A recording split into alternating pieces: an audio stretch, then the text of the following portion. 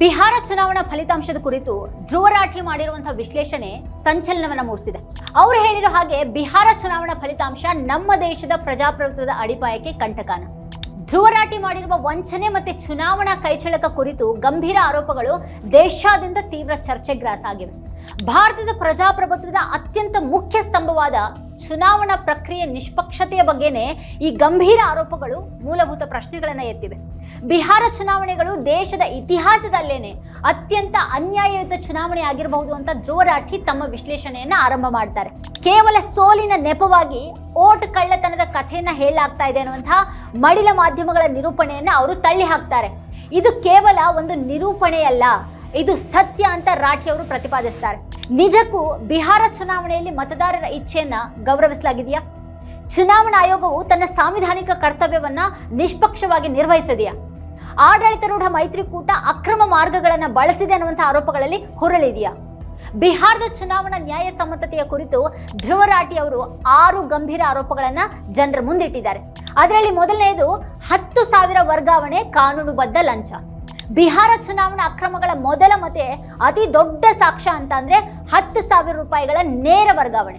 ಬಿಹಾರದಲ್ಲಿ ಮೊದಲ ಹಂತದ ಚುನಾವಣೆಗಿಂತ ಕೇವಲ 6 ದಿನಗಳ ಮೊದಲು ಮತ್ತೆ ಎರಡನೇ ಹಂತದ ಚುನಾವಣೆಗಿಂತ 4 ದಿನಗಳ ಮೊದಲು ಮಹಿಳೆಯರ ಬ್ಯಾಂಕ್ ಖಾತೆಗಳಿಗೆ ತಲಾ 10,000 ಹಣವನ್ನ ವರ್ಗಾಯಿಸಲಾಗಿದೆ. ಸಣ್ಣ ವ್ಯಾಪಾರವನ್ನ ಆರಂಭಿಸೋದಕ್ಕೆ ಜೀವಿಕಾ ಸೆಲ್ಫ್ ಹೆಲ್ಪ್ ಗ್ರೂಪ್ನ ಮಹಿಳೆಯರಿಗೆ ಈ ಒಂದು ಹಣವನ್ನ ನೀಡಲಾಗಿದೆ. ಇದನ್ನ ರಾಠಿ ಅವರು ನೇರವಾಗಿ ಕಾನೂನುಬದ್ಧ ಲಂಚ ಅಂತ ಬಣ್ಣಿಸಿದ್ದಾರೆ. ಚುನಾವಣಾ ನೀತಿ ಸಂಹಿತೆಯ ನಿಯಮಗಳ ಪ್ರಕಾರ ನೀತಿ ಸಂಹಿತೆ ಜಾರಿಗೆ ಬಂದ ನಂತರ ಸರ್ಕಾರವು ಯಾವುದೇ ಹಣವನ್ನು ವರ್ಗಾವಣೆ ಮಾಡೋ ಹಾಗಿಲ್ಲ. ಬಿಹಾರದಲ್ಲಿ ನೀತಿ ಸಂಹಿತೆ ಅಕ್ಟೋಬರ್ 6ರಂದು ಜಾರಿಯಾದರೂ ಕೂಡ ಅಕ್ಟೋಬರ್ 17, 24, 31 ಮತ್ತೆ ನವೆಂಬರ್ 7ರಂದು ಹಣವನ್ನು ವರ್ಗಾವಣೆ ಮಾಡಲಾಗಿದೆ. ಭಾರತದ ಅತ್ಯಂತ ಬಡ ರಾಜ್ಯದಲ್ಲಿ ಚುನಾವಣೆಗೂ ಮುನ್ನ ಬಡವರ ಖಾತೆಗೆ ಹಣ ಹಾಕಿ ನಂತರ ಮುಂದಿನ ದಿನಗಳಲ್ಲಿ ಲಕ್ಷಾಂತರ ರೂಪಾಯಿಗಳ ಆಮಿಷವನ್ನ ತೋರಿಸೋದು ಲಂಚ ಅಲ್ಲದೆ ಮತ್ತಿನ್ನೇನು ಅಂತ ರಾಠಿ ಅವರು ಪ್ರಶ್ನೆ ಮಾಡ್ತಾರೆ. ಈ ಹಿಂದೆ ಇದೇ ರೀತಿಯ ಯೋಜನೆಗಳನ್ನ ಇತರೆ ರಾಜ್ಯಗಳಲ್ಲಿ ಚುನಾವಣಾ ಆಯೋಗವು ತಡೆ ಹಿಡಿದಿದ್ದಂತಹ ಉದಾಹರಣೆಗಳನ್ನು ಕೂಡ ಅವರು ಉಲ್ಲೇಖ ಮಾಡಿದ್ದಾರೆ. ಇನ್ನು ಎರಡನೇದಾಗಿ ನಕಲಿ ಮತದಾರರು. ಎರಡನೇ ಸಾಕ್ಷ್ಯ ನಕಲಿ ಮತದಾರರ ಹಗರಣ. ಒಬ್ಬ ವ್ಯಕ್ತಿ ಬೇರೆ ಬೇರೆ ರಾಜ್ಯಗಳಲ್ಲಿ ಅಂದ್ರೆ ಉದಾಹರಣೆಗೆ ಹರಿಯಾಣ, ದೆಹಲಿ ಮತ್ತೆ ಬಿಹಾರದಲ್ಲಿ ಮತ ಚಲಾಯಿಸಿದಂತಹ 100 ಪ್ರಕರಣಗಳು ವರದಿಯಾಗಿವೆ. ಬಿಜೆಪಿ ಕಾರ್ಯಕರ್ತ ನಾಗೇಂದ್ರ ಕುಮಾರ್ ಮತ್ತೆ ಅಜಿತ್ ಜಾವರಂತ್ ಅವರು ತಮ್ಮ ಸೋಷಿಯಲ್ ಮೀಡಿಯಾಗಳಲ್ಲೇನೆ ತಾವು ಹಲವು ಕಡೆಗೆ ಮತ ಚಲಾಯಿಸಿದಂತಹ ಫೋಟೋಗಳನ್ನು ಶೇರ್ ಮಾಡಿಕೊಂಡಿದ್ರು. ಹಲವು ಮತದಾರರು 2 ಅಥವಾ 3 EPIC ಸಂಖ್ಯೆಗಳನ್ನು ಹೊಂದಿದ್ರು. ಇದು ಚುನಾವಣಾ ಆಯೋಗದ ನಿಯಮಗಳ ಪ್ರಕಾರ ಸಂಪೂರ್ಣವಾಗಿ ನಿಷಿದ್ಧ. ರಾಠಿ ಅವರು ಈ ಬಗ್ಗೆ ಚುನಾವಣಾ ಆಯೋಗಕ್ಕೆ ಪ್ರಶ್ನೆ ಮಾಡಿದ್ರು ಕೂಡ ಯಾವುದೇ ಪ್ರತಿಕ್ರಿಯೆ ಬಂದಿಲ್ಲ ಅಂತ ಅವರು ಹೇಳಿದ್ದಾರೆ. ಬಿಹಾರದಲ್ಲಿ ಈ ನಕಲಿ ಮತದಾರರನ್ನ ತೆಗೆದುಹಾಕೋದಿಕ್ಕೆ ವಿಶೇಷ ತೀವ್ರ ಪರಿಷ್ಕರಣೆ ಮಾಡಲಾಗಿದ್ರು ಕೂಡ ಲಕ್ಷಾಂತರ ನಕಲಿ ಮತದಾರರು ಆ ಪಟ್ಟಿಯಲ್ಲಿ ಉಳಿದಿದ್ದಾರೆ ಅಂತ ದಿ ರಿಪೋರ್ಟರ್ಸ್ ಕಲೆಕ್ಟಿವ್ನ ತನಿಖಾ ವರದಿಯನ್ನ ಅವರು ಇಲ್ಲಿ ಉಲ್ಲೇಖ ಮಾಡ್ತಾರೆ. ಈ ಸರಳ ಸಮಸ್ಯೆಯನ್ನ ಸರಿಪಡಿಸೋದಕ್ಕೆ ಬಳಸಬಹುದಾದಂತಹ ಸಾಫ್ಟ್ವೇರ್ ಅನ್ನ ಚುನಾವಣಾ ಆಯೋಗವು ಯಾಕೆ ಬಳಸಿಲ್ಲ ಅಂತ ರಾಠಿ ಅವರು ಪ್ರಶ್ನೆ ಮಾಡಿದ್ದಾರೆ. ಇನ್ನು ಮೂರನೇದಾಗಿ ಮತದಾರರಿಗಾಗಿ ವಿಶೇಷ ರೈಲುಗಳು. ಮೂರನೇ ಸಾಕ್ಷ್ಯ ಅಂತ ಅಂದ್ರೆ ಬಿಜೆಪಿಯು ಹರಿಯಾಣದಿಂದ ಬಿಹಾರಕ್ಕೆ ಮತದಾರರನ್ನ ಕರೆತರೋದಕ್ಕೆ ವಿಶೇಷ ರೈಲುಗಳನ್ನ ಓಡಿಸಿದೆ ಅನ್ನುವಂಥ ಆರೋಪ. ಸುಪ್ರೀಂ ಕೋರ್ಟ್ನ ಹಿರಿಯ ವಕೀಲ ಕಪಿಲ್ ಸಿಬಲ್ ಅವರು ಪತ್ರಿಕಾಗೋಷ್ಠಿಯಲ್ಲಿ ಈ ಬಗ್ಗೆ ಮಾಹಿತಿಯನ್ನ ನೀಡಿದ್ದಾರೆ. ಬಿಜೆಪಿ ತನ್ನ ವೆಚ್ಚದಲ್ಲಿ ಮತದಾರರಿಗೆ ಉಚಿತ ಸಾರಿಗೆ ಮತ್ತೆ ಊಟದ ವ್ಯವಸ್ಥೆಯನ್ನ ಮಾಡಿ ಅವರನ್ನ ಮತದಾನಕ್ಕೆ ಕರೆತರ್ತಾ ಇದೆ ಅಂತ ABP ನ್ಯೂಸ್ನ ವಿಡಿಯೋದಲ್ಲಿ ಜನರು ಹೇಳೋದನ್ನ ರಾಠಿ ಅವರು ಪ್ರದರ್ಶಿಸಿದ್ದಾರೆ. ಪ್ರಜಾಪ್ರತಿನಿಧಿ ಕಾಯ್ದೆ 1951 ಪ್ರಕಾರ ಯಾವುದೇ ಅಭ್ಯರ್ಥಿಯು ತನ್ನ ವೆಚ್ಚದಲ್ಲಿ ಮತದಾರರಿಗೆ ಸಾರಿಗೆಯನ್ನು ಒದಗಿಸೋದು ಭ್ರಷ್ಟಾಚಾರ ಅಂತ ಪರಿಗಣಿಸಲಾಗುತ್ತೆ.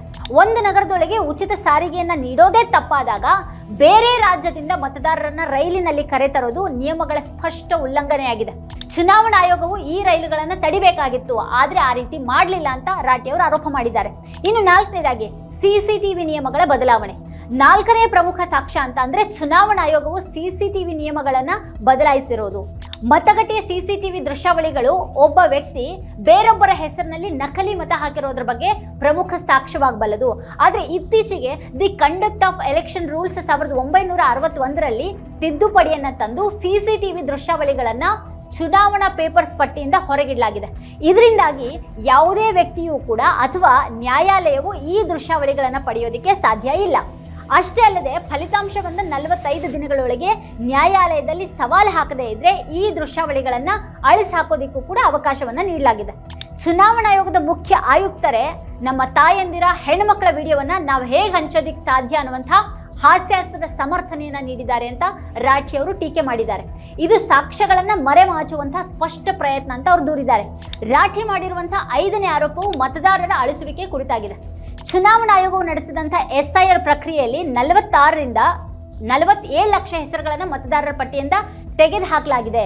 ಸರ್ಕಾರದ ಜನಸಂಖ್ಯಾ ಲೆಕ್ಕಗಳ ಪ್ರಕಾರ ಬಿಹಾರದಲ್ಲಿ ಇರಬೇಕಾಗಿದ್ದಂತಹ ಮತದಾರರ ಸಂಖ್ಯೆಗಿಂತ ಸುಮಾರು 80 ಲಕ್ಷ ಜನರು, ಅಂದ್ರೆ 10% ಮತದಾರರು ಮತದಾರರ ಪಟ್ಟಿಯಿಂದ ಕಾಣೆಯಾಗಿದ್ದಾರೆ. ಈ ಪ್ರಕ್ರಿಯೆಯಲ್ಲಿ ವಿರೋಧ ಪಕ್ಷದ ಪ್ರಮುಖ ಮತದಾರರು, ಅದರಲ್ಲೂ ವಿಶೇಷವಾಗಿ ಮುಸ್ಲಿಮರು, ದಲಿತರು ಮತ್ತೆ ವಿರೋಧ ಪಕ್ಷದ ಬಲವಾಗಿದ್ದಂತಹ ಸೀಮಾಂಚಲದಂತಹ ಪ್ರದೇಶಗಳ ಮತದಾರರನ್ನ ಅಸಮಾನವಾಗಿ ತೆಗೆದುಹಾಕಲಾಗಿದೆ ಅಂತ ದಿ ವೈರ್ ವರದಿಯನ್ನ ಇಟ್ಕೊಂಡು ರಾಠಿ ಅವರು ಆರೋಪ ಮಾಡಿದ್ದಾರೆ. ಅನೇಕ ನಿಜವಾದ ಮತದಾರರು ಮತದಾನ ಮಾಡೋದಿಕ್ಕೆ ಹೋದಾಗ ತಮ್ಮ ಹೆಸರು ಪಟ್ಟಿಯಲ್ಲಿ ಇಲ್ಲದೇ ಇರೋದು ಕಂಡು ಬಂದಿದೆ. ಇನ್ನು 6ನೇದು ಚುನಾವಣಾ ಆಯೋಗದ ಪಕ್ಷಪಾತ ಮತ್ತೆ ಬಿಜೆಪಿಗೆ ಸಿಕ್ಕಿದಂತಹ ವಿನಾಯಿತಿ. 6ನೇ ಸಾಕ್ಷ್ಯವು ಚುನಾವಣಾ ಆಯೋಗದ ಪಕ್ಷಪಾತದ ಒಂದು ಸ್ಥಿರ ಮಾದರಿಯನ್ನ ಇಲ್ಲಿ ತೋರಿಸುತ್ತೆ. ಬಿಜೆಪಿ ನಾಯಕರು ನೀತಿ ಸಂಹಿತೆಯನ್ನು ಉಲ್ಲಂಘನೆ ಮಾಡಿದಾಗ ಆಯೋಗವು ಕ್ರಮ ಕೈಗೊಳ್ಳದೇ ಇರೋದು ಬಿಜೆಪಿಗೆ ಅನುಕೂಲವಾಗುವ ಹಾಗೆ ಚುನಾವಣೆ ದಿನಾಂಕಗಳನ್ನು ನಿಗದಿಪಡಿಸೋದು ಇದಕ್ಕೆ ಉದಾಹರಣೆಯಾಗಿದೆ. ಇಲ್ಲಿ ಮುಖ್ಯವಾಗಿ ಚುನಾವಣಾ ಆಯುಕ್ತರ ನೇಮಕಾತಿಯನ್ನ ನ್ಯಾಯಸಮ್ಮತಗೊಳಿಸೋದಕ್ಕೆ ಸುಪ್ರೀಂ ಕೋರ್ಟ್ ರಚನೆ ಮಾಡಿದಂತಹ ಸಮಿತಿಯಿಂದ ಮುಖ್ಯ ನ್ಯಾಯಮೂರ್ತಿಯನ್ನ ಹೊರಗಿಟ್ಟು ಕೇಂದ್ರ ಸಚಿವರೊಬ್ಬರನ್ನ ಸೇರಿಸೋದಕ್ಕೆ ಮೋದಿ ಸರ್ಕಾರ 2023ರಲ್ಲಿ ಹೊಸ ಮಸೂದೆಯನ್ನ ತಂದಿರೋದು. ಸರ್ಕಾರಕ್ಕೆ ಬೇಕಾದಂತಹ ಆಯುಕ್ತರನ್ನ ನೇಮಕ ಮಾಡಿಕೊಳ್ಳೋದಕ್ಕೆ ಅವಕಾಶವನ್ನ ನೀಡಿದೆ. ಹಾಗೆ ಇದ್ರ ಜೊತೆಗೆ 2023ರ ತಿದ್ದುಪಡಿಯ ಮೂಲಕ ಚುನಾವಣಾ ಆಯುಕ್ತರಿಗೆ ಅವರ ಕರ್ತವ್ಯದ ಸಮಯದಲ್ಲಿ ಮಾಡಿದಂತಹ ಯಾವುದೇ ಕೆಲಸದ ಬಗ್ಗೆ ಜೀವನದಲ್ಲಿ ಯಾವತ್ತಿಗೂ ಮೊಕದ್ದಮೆಯನ್ನ ಹೂಡಲಾಗೋದಿಲ್ಲ ಅನ್ನುವಂತಹ ಕಾನೂನು ವಿನಾಯಿತಿಯನ್ನ ನೀಡಲಾಗಿದೆ. ಇದು ಆಯೋಗದ ಕಾರ್ಯವೈಖರಿಯ ಮೇಲೆ ಎಂಥ ಪ್ರಭಾವವನ್ನ ಬೀರಿದೆ ಅನ್ನುವಂತಹ ಗಂಭೀರ ಪ್ರಶ್ನೆ ಇದೆ. ಧ್ರುವ ರಾಠಿ ಅವರು ಇಲ್ಲಿ ಪ್ರಸ್ತುತಪಡಿಸಿದಂತಹ ಈ 6 ಸಾಕ್ಷ್ಯಗಳು ಈ ಹಿಂದೆ ಹಲವಾರು ಬಾರಿ ಚರ್ಚೆ ಆಗಿರುವಂತವೇ ಆಗಿವೆ. ಆದ್ರೆ ಈಗ ಮತ್ತೆ ಧ್ರುವ ರಾಠಿ ಅದನ್ನ ಚರ್ಚೆಗೆ ತಂದಿದ್ದಾರೆ. ಕೇವಲ 13 ಗಂಟೆಗಳಲ್ಲಿ 27 ಲಕ್ಷಕ್ಕೂ ಹೆಚ್ಚು ಜನ ಅದನ್ನ ವೀಕ್ಷಿಸಿದ್ದಾರೆ. ಇಲ್ಲಿ ಬಿಜೆಪಿ ಮತ್ತೆ ಚುನಾವಣಾ ಆಯೋಗ ಹೇಳೋ ಹಾಗೆ ಈ ಆರೋಪಗಳು ಸರಿ ಅಲ್ಲ ಅಂತ ಸಾಬೀತು ಮಾಡೋದಿಕ್ಕಾದ್ರೂ ಕೂಡ ಇವುಗಳ ಬಗ್ಗೆ ಸಮಗ್ರ ನಿಷ್ಪಕ್ಷ ತನಿಖೆ ಆಗಬೇಕಾಗಿದೆ. ಆದ್ರೆ ಆ ತನಿಖೆಯನ್ನ ಮಾಡೋರು ಯಾರು? ಕೋಟ್ಯಾಂತರ ರೂಪಾಯಿಗಳನ್ನ ನೇರವಾಗಿ ಖರೀದಿಗೆ ಬಳಸೋದು, ನಕಲಿ ಮತದಾನ, ನಿಜವಾದ ಮತದಾರರ ಹೆಸರನ್ನ ತೆಗೆದುಹಾಕೋದು, ಸಾಕ್ಷ್ಯಗಳನ್ನ ಮರೆಮಾಚೋದಕ್ಕೆ ನಿಯಮಗಳನ್ನ ಬದಲಾಯಿಸೋದು ಮತ್ತೆ ಚುನಾವಣಾ ಆಯೋಗದಂತಹ ಸಾಂವಿಧಾನಿಕ ಸಂಸ್ಥೆಯನ್ನೇ ದುರ್ಬಲಗೊಳಿಸುವಂತಹ ಪ್ರಯತ್ನಗಳು ಚುನಾವಣೆಯ ಫಲಿತಾಂಶವನ್ನ ಪರೋಕ್ಷವಾಗಿ ಪ್ರಭಾವಿಸಿವೆ ಅಂತ ಧ್ರುವ ರಾಠಿ ಅವರು ವಿಶ್ಲೇಷಿಸ್ತಾರೆ. ತಾಂತ್ರಿಕ ಕುಶಲತೆ ಮತ್ತೆ ಹಣದ ಶಕ್ತಿಯನ್ನ ಬಳಸಿಕೊಂಡು ಸಂಪೂರ್ಣ ಪ್ರಜಾಸತ್ತಾತ್ಮಕ ಪ್ರಕ್ರಿಯೆಯನ್ನ ಹೈಜಾಕ್ ಮಾಡಲಾಗ್ತಾ ಇದೆ ಅನ್ನುವಂತಹ ರಾಠಿಯವರ ಆತಂಕಕ್ಕೆ ಬಲವಾದ ಆಧಾರಗಳಿವೆ. ಬಿಹಾರ ಚುನಾವಣಾ ಅಕ್ರಮಗಳ ಕುರಿತು ಧ್ರುವ ರಾಠಿ ಅವರ ವಿಶ್ಲೇಷಣೆಯು ಇವತ್ತು ದೇಶದಲ್ಲಿ ಚುನಾವಣೆಗಳು ನಿಷ್ಪಕ್ಷವಾಗಿ ನಡೀತಾ ಇವೆ ಅನ್ನುವಂಥ ಆತಂಕಕಾರಿ ಪ್ರಶ್ನೆಯನ್ನ ನಮ್ಮೆಲ್ಲರ ಮುಂದಿಟ್ಟಿದೆ. ಈ ಗಂಭೀರ ಸಾಕ್ಷ್ಯಗಳ ಬಗ್ಗೆ ಕನಿಷ್ಠ ಗಂಭೀರ ಚರ್ಚೆ ಆದರೂ ಆಗೋದು ಈ ದೇಶದ ಹಿತದೃಷ್ಟಿಯಿಂದಾಗಿ ಬಹಳ ಮುಖ್ಯವಾಗಿದೆ. ವೀಕ್ಷಕರ ಕುರಿತಾಗಿ ನೀವೇನು ಹೇಳ್ತೀರಿ? ನಿಮ್ಗೇನು ಅಭಿಪ್ರಾಯಗಳಿದೆ ಅದನ್ನು ಈ ವಿಡಿಯೋದ ಕೆಳಗಡೆ ಕಮೆಂಟ್ ಮಾಡಿ ನಮಗೆ ತಿಳಿಸಿ. ಇದೇ ಹೊತ್ತಿನ ಸ್ಪೆಷಲ್ ನೋಡ್ತಾ ಇರಿ ವಾರ್ತಾಭಾರತಿ. ನೀವು ಇನ್ನೂ ವಾರ್ತಾಭಾರತಿ ಯೂಟ್ಯೂಬ್ ಚಾನಲನ್ನು ಸಬ್ಸ್ಕ್ರೈಬ್ ಮಾಡಿಲ್ಲ ಅನ್ನೋದಾದರೆ ಈ ಕೂಡಲೇ ಸಬ್ಸ್ಕ್ರೈಬ್ ಮಾಡಿ, ಹಾಗೆ ಪಕ್ಕದಲ್ಲೇ ಇರುವಂಥ ಬೆಲ್ ಐಕಾನ್ನ ಪ್ರೆಸ್ ಮಾಡಿ ನಮ್ಮನ್ನು ಬೆಂಬಲಿಸಿ.